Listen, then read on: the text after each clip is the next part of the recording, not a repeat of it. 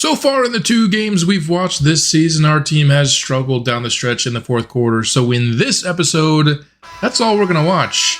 Much like a critical situation in MLB The Show, I'm going to be simcasting every game in the month of December, getting to about the final 3 minutes, and if it's within 5 points, we're watching the rest of the game to see if there's something that we can fix here with these late game struggles we've had, or if the first 2 episodes we've watched, the struggles were overblown and Isaiah Joe driving into traffic, getting blocked is not the way you want to start. Our first situation here on the road in San Antonio, down by 4 with 3 minutes left. How can we finish? A good double there on Zach Collins on the baseline forces Wemby into a late shot clock 3, which he cannot drain. The other way come the Vancouver Blizzard. Isaiah Joe swings it to Saramago.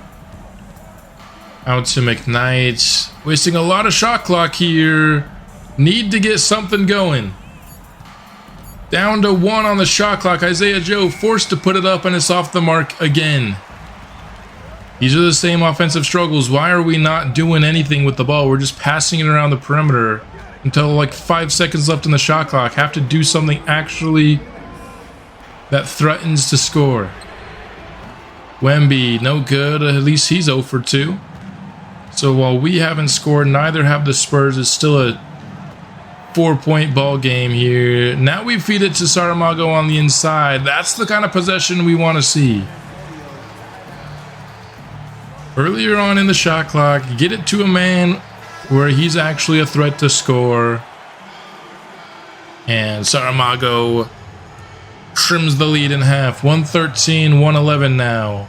We do have our starters back in the game. Lonzo checks in for Isaiah Joe. Wemby in the post behind the back, but it is stolen away by Vancouver. Push ahead to Josh Green, and the slam ties this game. 113 apiece. Assist goes to Ayrton Saramago. Liking that second minute a lot more than I did the first. Fadeaway shot in the low post is good for Victor Wembanyama. If you see me, or hear me, excuse me, kind of coughing throughout this, I have had a bit of a throat infection recently, but I'm trying to not delay the series anymore after my PC broke last week. Mago unfortunately couldn't get it to go in the posts, but a nice steal by Lonzo on the inside. Gives us a fast break opportunity. McKnight's driving baseline. Unfortunately, the Spurs had some great transition defense, but it broke down eventually, and Lonzo finds his man. Mago in for the flush. Tied up once more. Under a minute left to play. Much more competitive down the stretch here from Vancouver than we're used to seeing in these 4th quarters, but Wembanyama is just a tough man to stop. Jalen Duren, 6'10", not super small. He is shorter than most NBA centers, but that is exaggerated going against the alien that is Victor Wembanyama. Here we go to Jalen Duren in the post. That's not the matchup I want. I gotta be honest, I can do without Jalen Duren posting up against Victor Wembanyama in the final minute of a 2-point ball game. He's definitely gonna miss this free throw. I don't think Jalen Duren is capable of going 2 for 2, especially in a high leverage situation. He's a 50% free throw shooter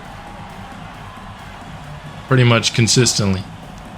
Wembanyama finds a man on the cut, but great recovery defense by McKnight, and Vancouver calls timeout. That looked like it was going to be an easy bucket for a moment, but some great recovery defense by McKnight, and with 18.7 seconds, this is a 1-point ball game. We have a chance to steal a victory here in the final 2 minutes in San Antonio. Lonzo with it.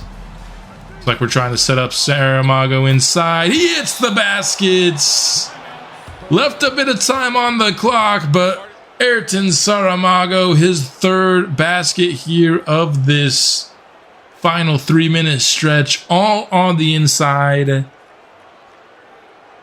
Not an easy look there. Had to fade away to get it off, but Vancouver leads by 1. We need 5 seconds of good defense. Johnson to inbound. Gets it to McConnell. He's just standing there for too long. You got to get that into Wembanyama immediately. He has no time to do anything in the post but turn and fade immediately. And Vancouver comes out with the victory over the reigning NBA champs. Remember, San Antonio and Victor Wembanyama, NBA final winners last season, and we still a win against them here. Wemby was still insane. Saramago ends up with 35, 8, 5, 3 steals and 4 blocks. He did have 6 turnovers, as did McKnight. Both ended up with more turnovers than assists in this game. Young guys, you got to hope the turnovers won't be a problem forever, though, like that, though. We're down by 5, 3.5 minutes left in this game. Here's a look at how things have gone up to this point in the game. Let's hop in and see if we can't steal another victory here in the final minutes. We're going to start this one with Saramago at the free throw line. He's a solid free throw shooter. I believe his rating is in kind of the mid-70s, which is a good starting point. That'll eventually get into the 80s, and he'll be a reliable free throw shooter for us. Right now, I see him in actually the game make about 2 out of 3 usually. He does get... No, he does not get both to fall here. Just 1 for 2, so it'll be, much like San Antonio, a 4-point deficit, really, to start. Brown to Gordon. Quick trigger from 3, but some good defense by Mago forces the miss. They get another chance, but the defense holds up on the interior. Mago in transition. Going against Gordon, an elite defender. Uses the drop step. Gets the bucket. Through the contact. A strong finish from Ayrton Saramago.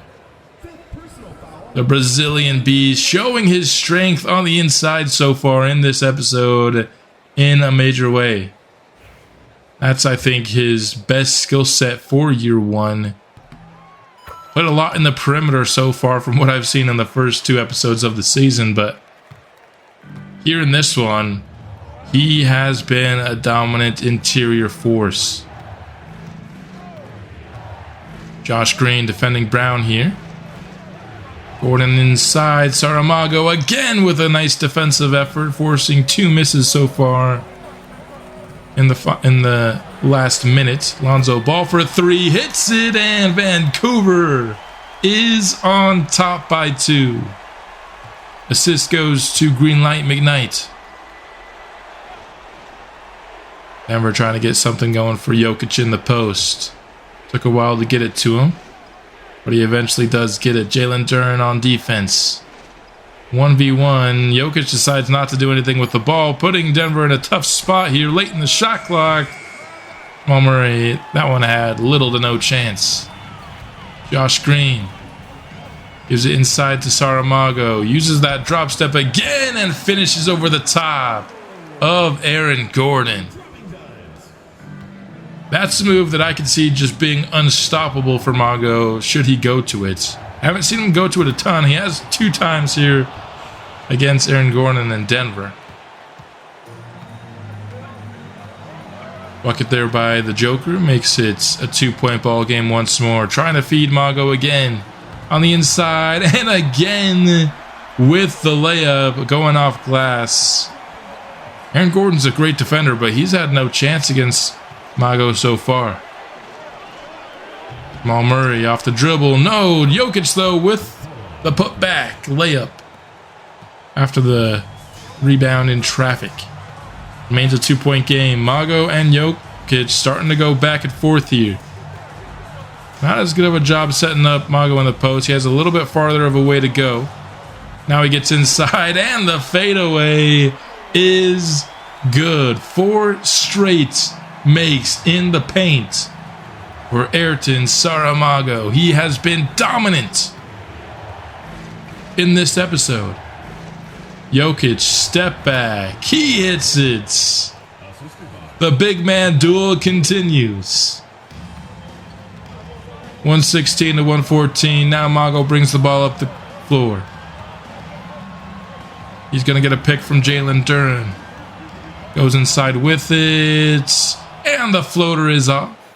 First miss of these final few minutes for Ayrton Saramago. That gives Denver a chance to tie or take the lead.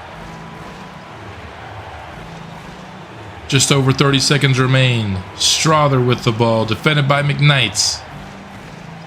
Down to 3 seconds. Strother misses, and a nice rebound by Duren. He can't get the ball away, though, before he's fouled. That's a smart foul by Jokic, putting Duren at the line. He hits one. Come on, Duren. This is a great time to go 2 for 2. I know I just said you never do it, but there you have it. As expected, Duren goes 1 for 2. It's still a one-possession ball game. Jokic fouled on the inside by Mago. Under 20 seconds remain. No matter the results of these free throws, Vancouver will have a lead. And able to get the pass off this time is Duren. Instantly passing it as soon as he rebounded it. That was very smart. And Ayrton Saramago now the one to go to the line. And for the first time in his young career, you're hearing the MVP chants for the number 2 overall pick in the 2025 NBA draft. I'm hoping we hear those chants all throughout his career. He's showing me something in this episode. He has a chance to carry these close games down the stretch.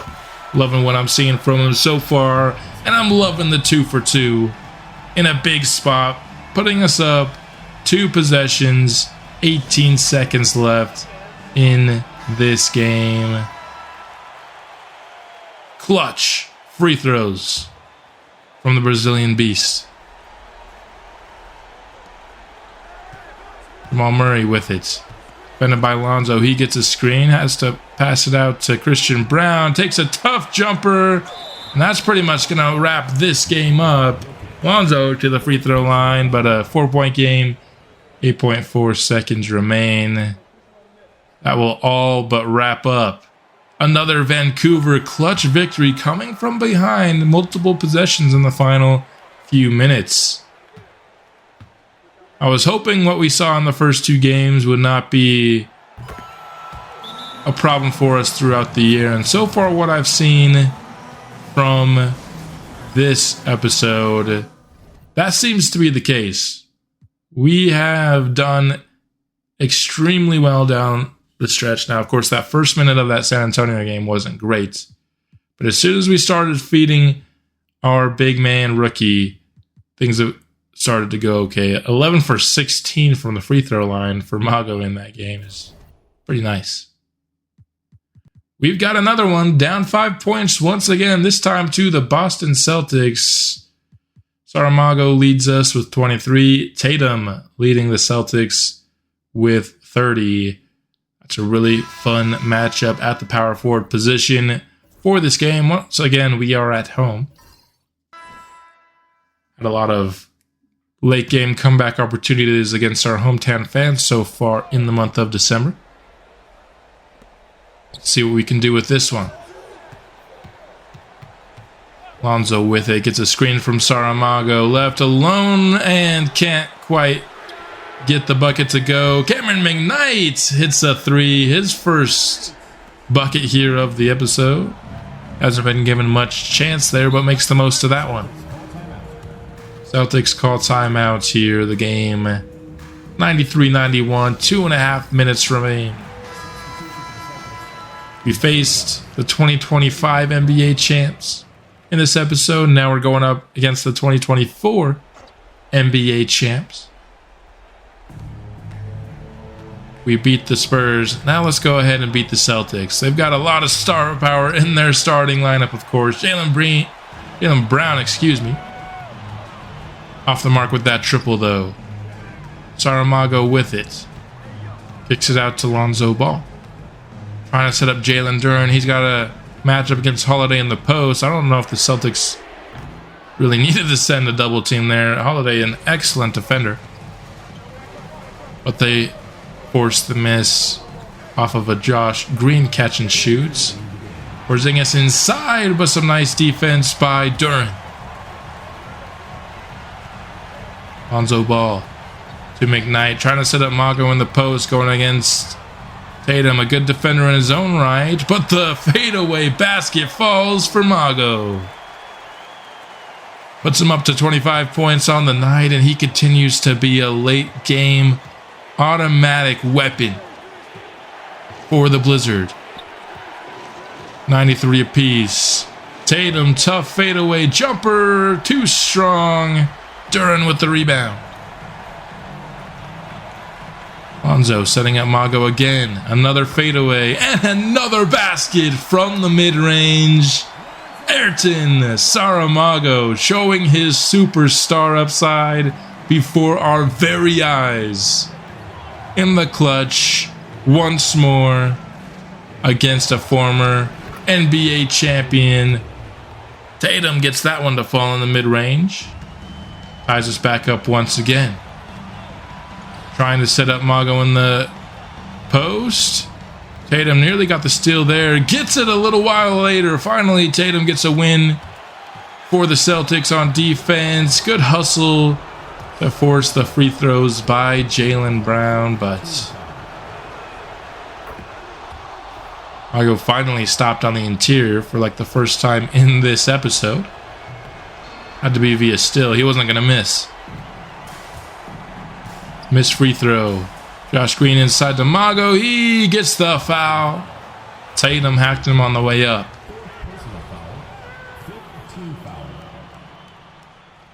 Down by one. This one will tie it if it's down, and it is.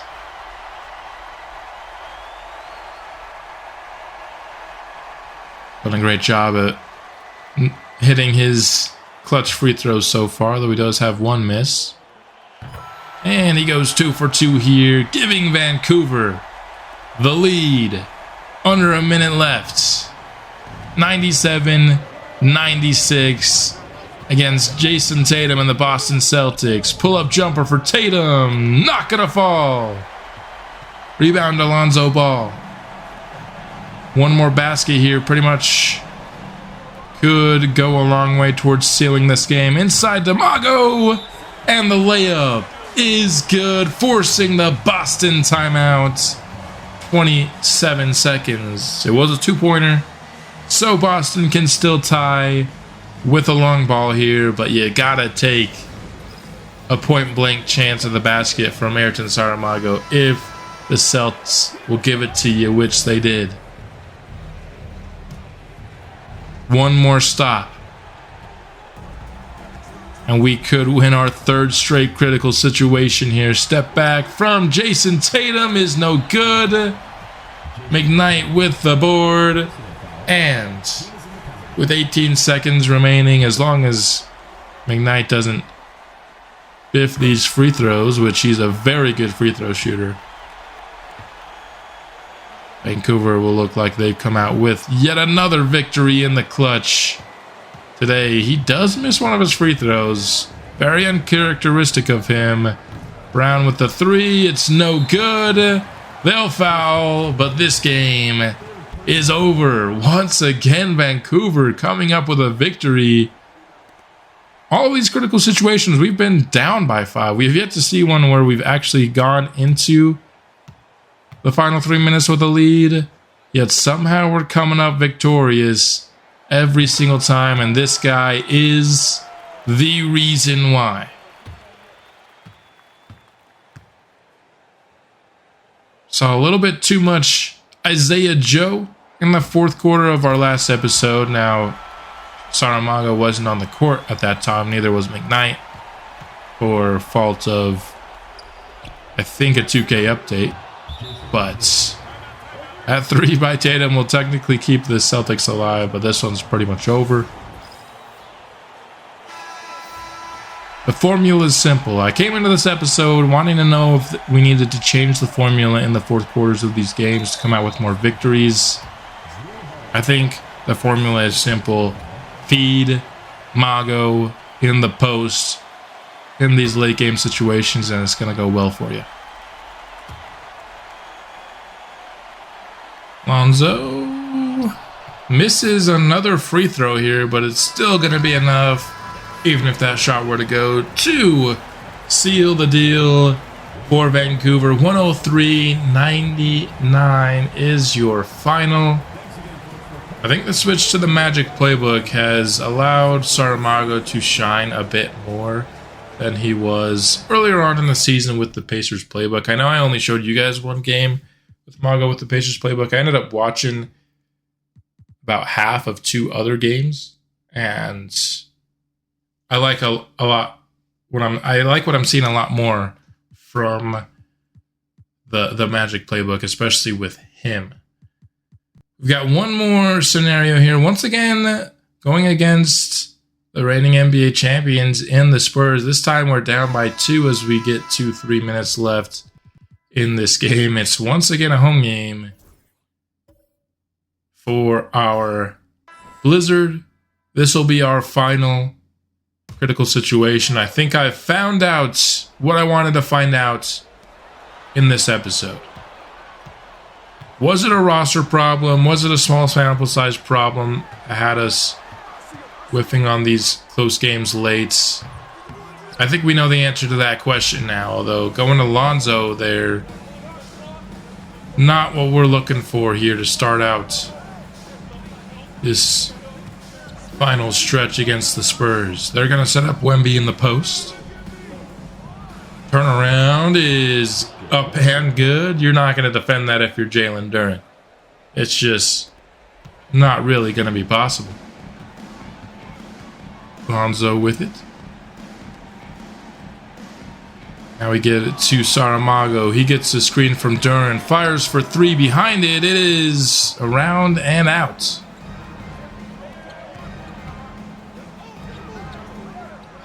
Johnson to Victor Wembanyama. Oh, he hasn't gone there yet. Now he goes there. Should have gone there a few seconds ago. He's got Cameron McKnight in the post. That's a matchup San Antonio has to like, but McKnight, a very strong defender, still can't quite get this up, though. Had some strong defense there for a few moments. Mago down low in the post, missing. Robert Williams with the defense, and 0 for 2 so far. This is the first time we've seen Saramago actually struggle here in the episode. Still, of course, want us to go through him here in the final minutes. I think live or die by Saramago is still our best strategy, even though if sometimes he's not going to be on his best. And again, he's only 0 for 2. He could still get things going here in the final 1 minute 12. On the drive, nearly gets the end one on Robert Williams. He has 1 free throw up in it. Need 2 for 2 here, and then we need to stop. If we want to come back in this game, we get the second free throw to fall. Wemby to bring the ball up the court for the Spurs. Gonna isolate on Jalen Duren. Going inside and slamming it down with one hand. I don't know how we're going to defend this guy. It's clear that the Spurs are going to be very good in the West in this series. I don't know how we're going to defend him. What a tough shot by Mago, who has started to get things going here in the final 90 seconds of this game. Still need to stop, though, which I don't know how we're going to get. We use our foul to give there. Trying to get a steal on McConnell. Sohan with it to McConnell, top of the key. That one's off. We get the stop. Now we need the basket. Mago driving inside, kicking it out to Lonzo. Ball for 3. Rattles home. It's a 1-point ball game. 32.5 seconds remain. And Josh Green with the steal. It's up and in. What a big play defensively. Josh Green in the passing lane with the steal and the layup, and Vancouver is on top again. After those first 2 misses, or first 3 misses really, if you include the Lonzo Ball one as well. I didn't think we had it in us in this game, but San Antonio calls back-to-back timeouts. Nice to see that 2K still is terrible with timeout usage down the stretch of these games. Why would they call both timeouts? I guess to give their players some extra rest before this possession, but there's still more than 24 seconds on the clock. You could have another possession in this game. Victor Wembanyama, a tough turnaround, makes it look really easy because it looks wide open, because it pretty much is. He has more than 6 inches on Jalen Duren, which is insane. Lonzo with it. Everybody's just standing around. What are we doing?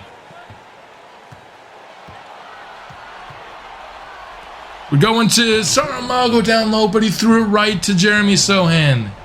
A terrible pass by Lonzo Ball. We'll have 1 timeout after these free throws to come up with a shot.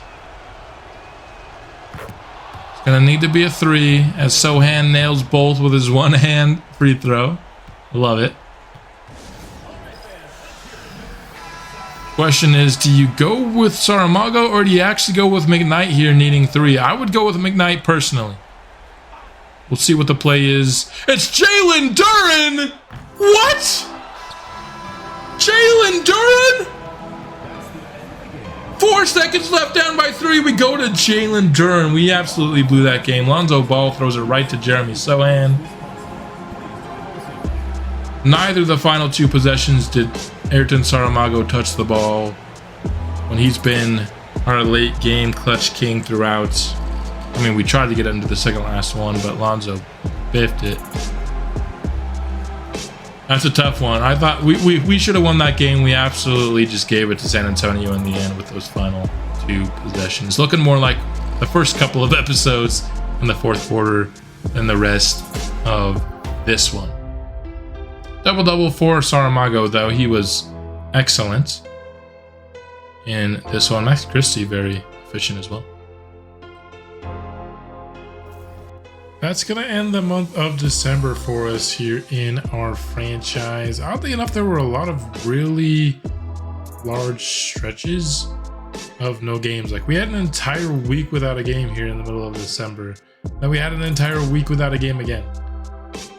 It was really weird. Not a lot of action, but at one point in the month, we were 5-1 in the month of December.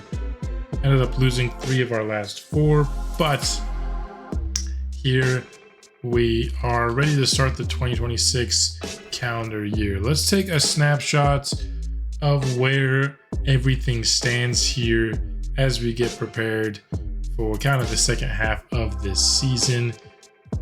We're not quite halfway through the season, but we're really close. We're 31 games in ourselves. We currently are tied for the fewest victories on the season. We just have less losses than both the Heat and the Jazz again, and that's due to our lack of games in December.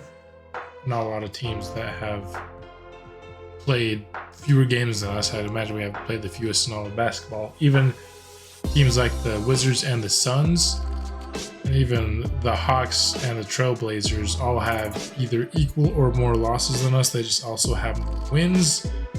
So kind of between 26 and 31 looks really similar. I mean, the Jazz with 27 losses, that's 3 more than anybody else right now. So they're eyeing the number 1 pick in the draft, I'd say right now, or at least the number 1 odds, of course.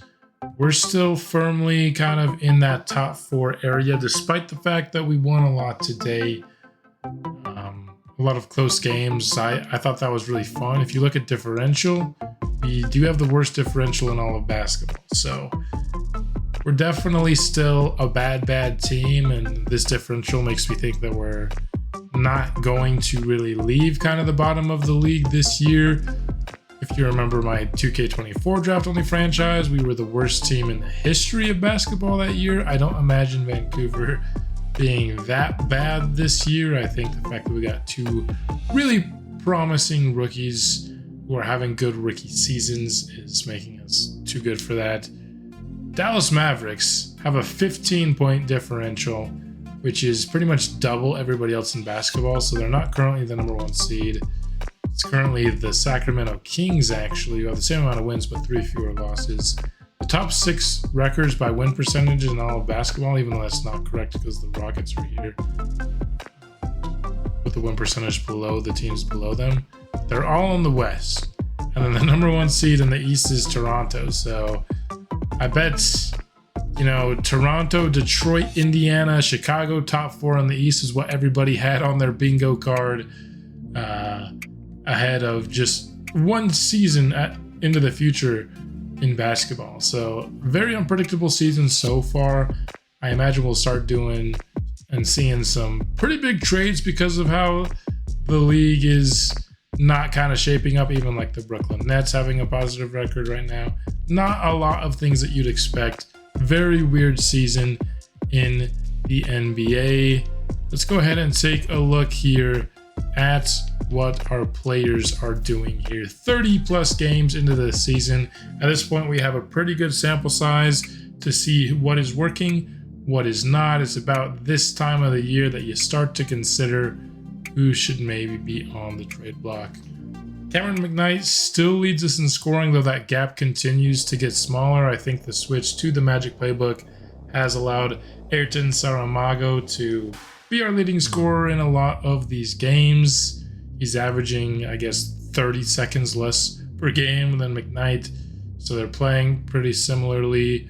Saramago with 7.5 rebounds, 2.5 assists, and about 1.5 stocks. And McKnight has 4 rebounds, 2 assists, 1.5 stocks as well. More turnovers than assists. His passing has been not what you want from a 2-guard, and maybe his inability to pass the ball makes him a long-term 3 more than a long-term 2. That could be a potential here. He's shooting just under 42% from the field, while Saramago is more at 46%. McKnight still taking about 2 shots more per game. I'd like to see that flipped. I'd like Saramago maybe to take 2 more shots a game. Saramago beating him in 3-point percentage pretty handily. Not something that I would expect here. And Duran, it looks like he's only shooting the 3-pointers in the games that we watch. I don't love that he's doing it even then, but at least we know that. McKnight taking 9 threes a game, and Saramago is still taking a high volume of threes. Just under half of his shots are threes so far this year. Not what I expected from him, but when he's shooting them at just under 40%, I'm not going to complain about how many threes he's taking. Josh Green, 6.8 points per game. That's a little bit up from last year for him, but still not great, especially with how efficient he's been. This dude needs to start taking more shots, and I don't think it's a touches thing. I think it's just doesn't like to shoot the ball with his tendencies here in 2K. He actually hasn't been very good in the games that we watch. I feel like he sims better, just percentage-wise, but Lonzo Ball is kind of the opposite. He actually usually plays pretty well when we watch, but in simulation, he's only shooting 36.5% from the field, 34% from 3, which isn't terrible. 34% is okay, but if we weren't so thin at point guard, I'd maybe consider moving Lonzo Ball. But when we watch the games, he does well, and he's a pretty good assist man at 5.5 per game. Max Christie here is our leading minutes getter off the bench, averaging 7.5 points a game, just over 3 rebounds, 2.5 assists here, shooting just under 44% from the field, but only shooting 30% from 3, not what you want by any means. Isaiah Joe, 9.4 points per game for him, 2.5 and 2.5 pretty much, only shooting 39% from the field, but 37.7 from 3 is adequate. I'd say as far as our bench guys, nobody's really, I think, playing super inspired basketball. Our highest percentage from our guys that actually play consistently is KJ Martin, who's shooting 37.5% on 2 threes per game, which is pretty solid. Miller's also shooting the same percent from 3, but only 41% from the field in his 15 minutes per game and change, averaging 5 points per game. Didn't obviously think he was going to be as efficient as he was last year. Was hoping that he could maybe just be a little bit more though, but as he has gotten more consistent playing time, that efficiency has gone down. Zeke Naji only shooting 35% from the field is not something that you want out of the center position. The center shooting 35% from the field is not great now. He's had some great block moments for us in the games that we've watched, so I don't want to act like he's been a complete zero, but offensively, this guy is not doing enough, and I think it opens the possibility for us to look for center in the upcoming draft. Speaking of that draft, we've gotten to the point here in this season that I have a pretty good idea about how good these players in the draft are, so we'll be taking our first look at the draft in the next episode. And let me just say, it's going to be a really good draft, and I'm very excited to show you guys the players in it. To no one's surprise, our 2 rookies are leading the team, and it's by a very healthy margin. Jalen Duren is easily our 3rd best player, averaging a double-double here on well over 50% from the field, 10 shots a game. If you look at shots a game, this is, again, I'd maybe flip these 2 in terms of their field goal attempts, but other than that, I kind of like this shot distribution. I wish Josh Green would shoot a little bit more maybe, but other than that, shot distribution is something that I think for the most part we're nailing here. Want to see a little bit more passing out of the rookies. I think them combining for less than 5 assists a game, while their turnovers are also very near 5. Like, their assists and turnovers combined is pretty much 1-to-1 ratio. That's not what you want. That sometimes comes with experience in the NBA, and I think it just needs to be a development in their passing abilities, which will just come with their natural development in basketball, I think. I'm hoping this is something that even by the end of the year could maybe even look a little bit better, but especially by next year.